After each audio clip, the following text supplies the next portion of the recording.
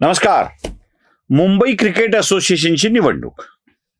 भारतीय जनता पक्षाचे आशिष शेलार आणि शरद पवार एकत्र आले. या निवडणुकीत शेलार पवार पॅटर्न झाला, युती झाली आणि ही निवडणूक लढली गेली.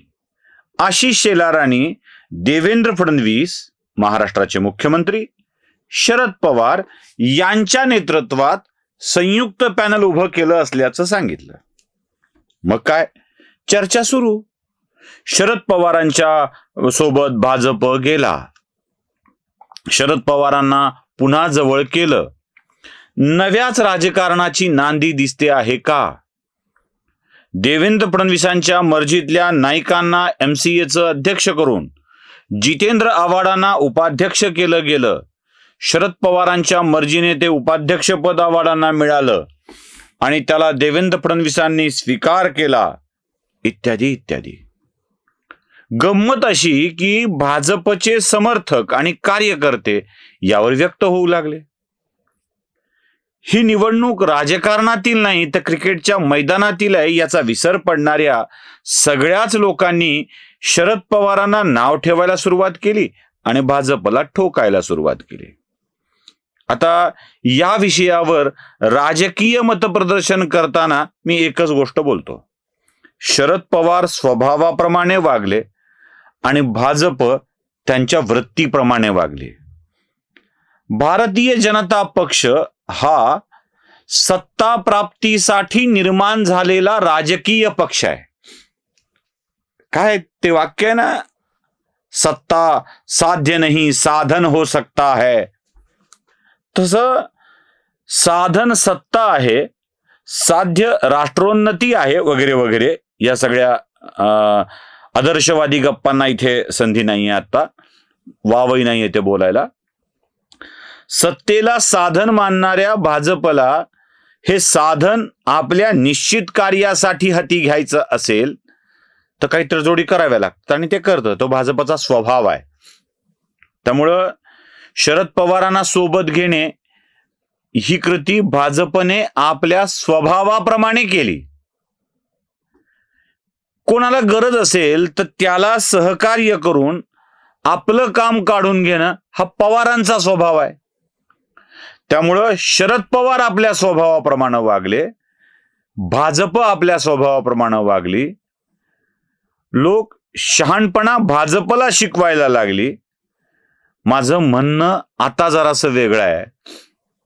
भाजपला काही सांगण्यापेक्षा उद्धव ठाकरेंना काही सांगता आलं तर बघा. उद्धव बाबू समझो इशारे, पवार पुकारे, हे लक्षात घ्या. पवारांनी उद्धव ठाकरेंना जो संदेश दिलाय तो लक्षात घेणं आवश्यक आहे. ते आवाज कुणाचा असं म्हटलं की सगळे सैनिक शिवसेनेचा म्हणतात. काय मनसे आणि सेना UBT म्हणजे मुंबईचा आवाज असं म्हटलं जातं. मुंबई कोणाची? शिवसेनेची, अशी घोषणा होते. आता मुंबई शिवसेनेची झाली आहे तर मनसे शिवसेनेसोबत जाऊन बसली आहे, म्हणजे मुंबई शिवसेनेची म्हटलं की आपोआप मनसेची व्हावी अशी त्यांची धारणा आहे. मुंबईवर ताबा मिळवण्याचा उद्धव ठाकरे जीव तोड प्रयत्न करत असताना आपल्या भावाच्या या प्रयत्नात राज ठाकरे मनसे सहकार्य करत असताना मुंबईतल्या क्रिकेट क्लबवर, असोसिएशनवर ठाकरेंचा ताबा मिळावा यासाठी शरद पवारांनी ठाकरेंना सोबत घेणं आवश्यक होतं का भाजपची सोबत करणं आवश्यक होतं? कळतंय मी काय म्हणतो ते? एकीकडं काँग्रेसनं हड असं म्हणून हकलून दिलंय, म्हणजे भाई जगतापांनी अरे राज ठाकरे काय उद्धव ठाकरे सोबत सुद्धा नाही असं सांगितलं. आजारी पडलेल्या संजय राऊतांना तुम्ही तुमच्या पक्षाचं प्रवक्तेगिरी करा असं वर्षा गायकवाडांनी ठासून सांगून टाकलं. त्यानंतर वडेट्टीवारांनी आम्ही युती करणारच नाही असं ठासून सांगितलं. अशा वेळी उद्धव ठाकरेंना भाजपपासून तोडणाऱ्या शरद पवारांचं कर्तव्य काय होतं? उद्धव ठाकरेंना सोबत घेऊन क्रिकेट असोसिएशनची निवडणूक लढवणे. त्यांनी सोबत घेतलं का? नाही.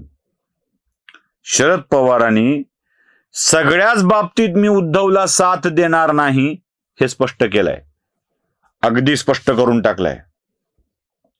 आणि ते भाजपच्या नेत्यांच्या सोबत गेलेत. इथे पक्षावर निवडणुका होत नाहीत, व्यक्तींवरती होतात. ते भाजपच्या नेत्यांच्या सोबत गेलेत. बर, ते शेलार प्रसाद लाड यांच्या सोबत गेलेत. प्रसाद लाड, गंमत सांगतो, याच प्रसाद लाडांनी बेस्ट पतसंस्थेच्या निवडणुकीमध्ये उद्धव आणि राज यांना धोबी पछाड दिली आहे. साफ करून टाकलाय, एक सुद्धा जागा येऊ दिलेली नाही. आणि त्या प्रसाद लाडांना शरद पवारांनी आणखी एका गैरराजकीय निवडणुकीत मदत केली आहे. काय इंडिकेशन आहे? 2014ला न मागता भाजपला पाठिंबा देणारे पवार 2019ला उद्धव ठाकरेंना मुख्यमंत्री करणारे पवार 2.5 वर्षानंतर पक्ष फुटू देतात. अजित पवार जाऊन मुख्यमंत्री होतात, उपमुख्यमंत्री होतात. तिकडे मी चुकून मुख्यमंत्री म्हणालो, देव करो त्यांची ती मी चुकून बोललेली व्हायची इच्छा पूर्ण हो. पण हे लक्षात घेतलं पाहिजे की शरद पवार सातत्यानं ठाकरे बंधूंना आता साइड कॉर्नरला टाकतायत. काँग्रेसने थर्ड मारलाय, यांना कळलंय. जी गोष्ट काँग्रेसला कळली आहे ती पवारांना कळलेली नसेल का? कळलं नाही ते उद्धव ठाकरेंना. आणि उद्धव ठाकरेंना नीट समजावून सांगणं आवश्यक आहे. आता भाजपला पवारांच्या सोबत जाऊ नका असा सल्ला देण्यापेक्षा उद्धव ठाकरेंना शरद पवारांचा विचार करा, ते तुमची ठासायला लागलेत हे कोणीतरी समजावून सांगणं आवश्यक आहे. पण मांजराच्या गळ्यात घंटा बांधणार कोण? कारण उद्धव ठाकरेंना काहीतरी समजावून सांगायला, ते समजावून घ्यायची तयारी तर हवी ना. नमस्कार.